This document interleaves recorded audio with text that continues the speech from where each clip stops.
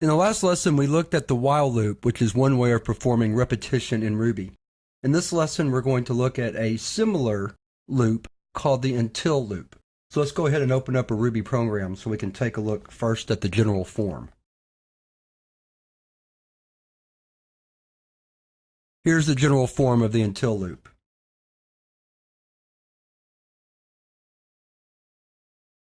As you can see, it's very similar to the while loop. We have the keyword until, followed by a comparison or a relational expression. Until that comparison becomes true, then we perform the statements inside the loop. So, just like with a while loop, we're going to have some sort of way of making the comparison become true. And a lot of times, when you're just doing a counting type loop, that'll involve incrementing or decrementing a counting variable. So let's take a look at the two examples from the last lesson and see how we'd write those as an until loop. Let's start with displaying Hello World 5 times on the screen.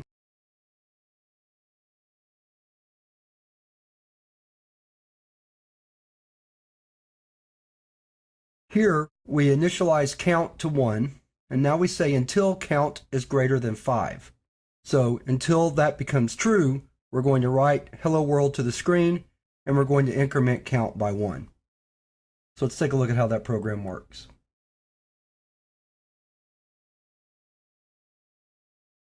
So there you see we get Hello World 5 times.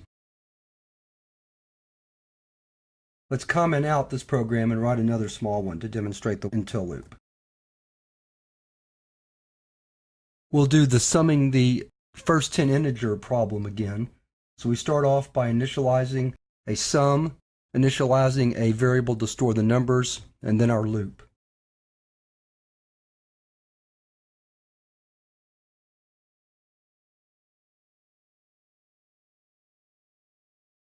So again, you see the similarities between the while loop and the until loop. The only difference is that our loop runs until number is greater than 10. So while, if you want to use that expression, number is less than 10, then we're going to keep adding sums, and actually until it's less than or equal to 10. It's only when number becomes greater than 10, then this expression becomes false, and we break out of the loop. So let's see how that program works. Again, we're looking for the sum of 55.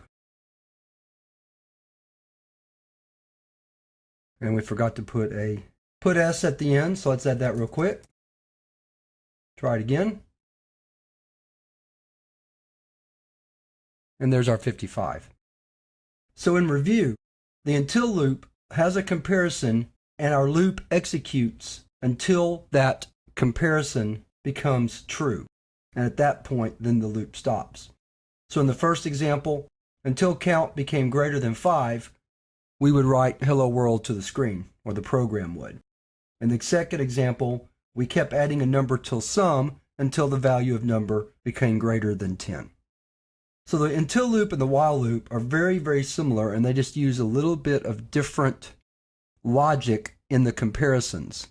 And I would say that the two are equivalent, and a lot of it just depends on what the best way to express the testing condition is will determine which type of loop that you use, because really they're both equivalent in how they work.